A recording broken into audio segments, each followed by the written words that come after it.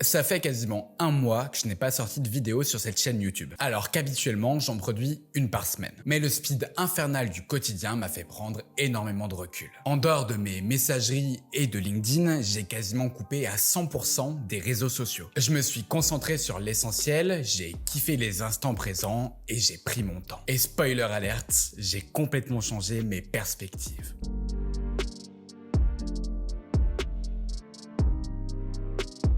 Ça faisait très longtemps que je n'avais pas pris de temps pour moi. Pour tout avouer, je vis à 300 km/h depuis mon retour de voyage en octobre 2023 de La Réunion. Je réfléchis en permanence à mon projet entrepreneurial, je fonce le reste du temps et quand je décompresse, c'est pour faire du sport. En vrai, je prends très peu de temps pour moi. Enfin, du moins ça c'était vrai jusqu'à la fin de l'année 2024. Parce que depuis un gros mois, je suis en bonne période de relâchement. Alors, bien sûr, je continue de bosser sur mon projet, de faire du sport également. Mais j'ai ajouté dans l'équation vivre parce que j'en avais besoin. J'ai pris le parti pris de prendre mon temps plutôt que de lui courir après. Et je pense que j'ai pas mal d'apprentissage à te livrer dans cette vidéo. Je m'appelle Pierre Creusier, j'ai 29 ans au moment où je tourne cette vidéo et ça fait plusieurs années que je bosse personnellement sur toutes les thématiques pour améliorer sa vie. Si le développement personnel concret est un sujet qui t'intéresse, je t'invite à t'abonner juste ici, à activer la fameuse cloche des notifications qui est ultra importante pour ne pas manquer mes prochains contenus. Enfin, je t'invite à venir donner ton avis dans les commentaires juste en dessous, je pense que c'est vraiment important,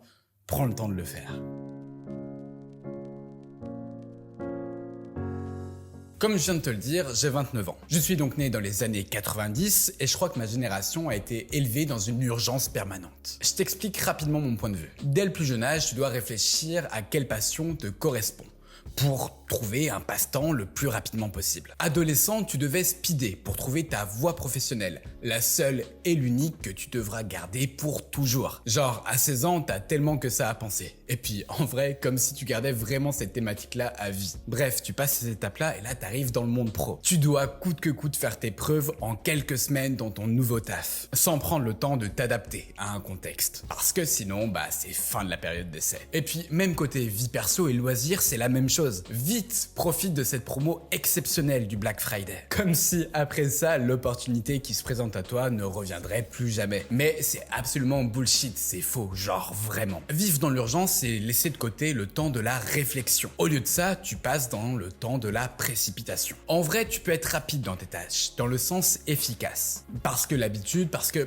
t'es à l'aise avec. Mais te précipiter, c'est te donner les chances, entre guillemets, de te scratcher. Parce que tu perds automatiquement en lucidité. Et pour illustrer mon propos, je vais donner un exemple simple à comprendre. Dans n'importe quel sport, apprendre le geste juste pour réaliser une action peut prendre assez peu de temps en fonction du niveau de chacun. Par exemple, shooter dans un ballon pour l'envoyer dans une cage de foot. Eh bien, si tu dois reproduire ce geste, mais dans l'urgence, avec une personne qui fonce sur toi, tu vas perdre en lucidité parce que tu vas devoir agir rapidement et automatiquement, si tu n'es pas entraîné pour ça, ton geste va être de moins bonne qualité. Ce qui va te permettre de lutter contre cette perte de lucidité, ça va être ton entraînement, la répétition de l'action. Tu vas donc prendre le temps pour t'améliorer en toutes circonstances. Bref, arrête de tout faire dans l'urgence. Personne ne t'oblige à devenir la meilleure version de toi-même, avec encore beaucoup de guillemets, immédiatement.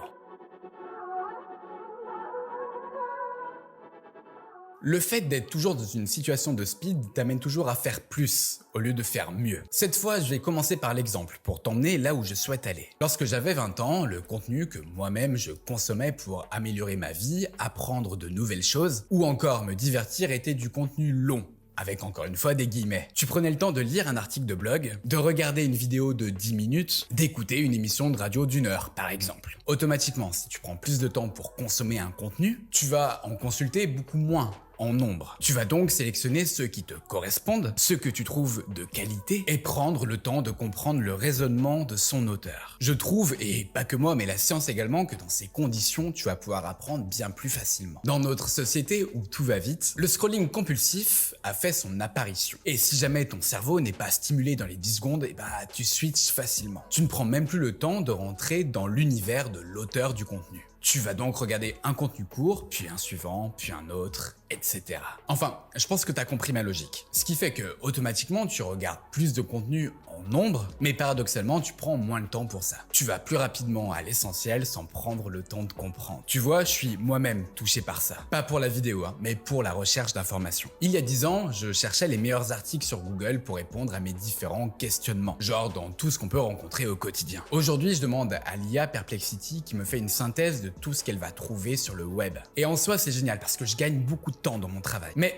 automatiquement, je perds en compétence, celle de trouver la meilleure information par moi-même. Je fais confiance à un assistant dont je ne maîtrise pas les codes, comme lorsque d'autres font confiance à un algorithme sur TikTok ou Instagram pour découvrir des contenus qui leur correspondent. Alors, si tu veux faire autrement, tu peux faire comme moi. Parfois, prends le temps de te perdre sur Internet. Cherche par toi-même les pépites de qualité, apprends d'elles et prends le temps de trouver l'information qui te correspond. Au fond, je sais que cette vidéo peut donner une approche qui est un peu philosophique, mais mon objectif est qu'elle suscite en toi une certaine réflexion. Est-ce que tu ressens encore les émotions de la vie? Celles qui viennent en prenant le temps, simplement. Ou bien, est-ce que tu es en speed permanent au point presque d'oublier la joie, la tristesse, les émotions simples? Une des émotions les plus communément ressenties est le stress, ou plutôt l'anxiété. Celle-ci est fortement corrélée à la gestion temporelle de nos autres émotions. Dans mon expérience récente qui a été de couper un peu avec ce speed permanent, j'ai perdu en performance sur les réseaux sociaux. J'ai pas mis de story ou presque, j'ai pas créé de contenu et forcément mes statistiques sont en berne. Mon cerveau a voulu me rappeler l'urgence de la situation, mais de mon côté je n'ai pas cédé. Et la vérité, j'ai complètement bien fait. Parce qu'en vrai, les résultats chiffrés, qui sont un indicateur de dopamine, ne sont jamais une urgence vitale, y compris dans le monde de l'entreprise d'ailleurs. J'ai pris le temps de ressentir à nouveau les instants positifs, mais aussi ceux un peu plus négatifs dans tout mon quotidien. Et bon sang, qu'est-ce que ça fait du bien de ressentir ces émotions dans le bon timing. Je pense que notre surdigitalisation nous mène à stresser en permanence. Parce que notre cerveau est toujours stimulé. Il est toujours tenté de penser que c'est mieux ailleurs, qu'il faut se dépêcher pour atteindre tel ou tel autre objectif le plus rapidement possible. Tu ajoutes à ça les personnes qui essayent de te vendre quelque chose et qui te disent que, au secours, tu dois te dépêcher parce que t'es déjà à la bourre. C'est terminado. Tu perds pied, c'est fini. Tu oublies même pourquoi tu avances. Pour retrouver ce ressenti de la vie, prendre le temps, je t'invite à faire les deux choses suivantes. La première, elle est toute simple, c'est de noter ses objectifs et de construire le plan d'action qui va avec, tout simplement pour te rappeler pourquoi tu te lèves chaque jour et ne pas perdre ton cap.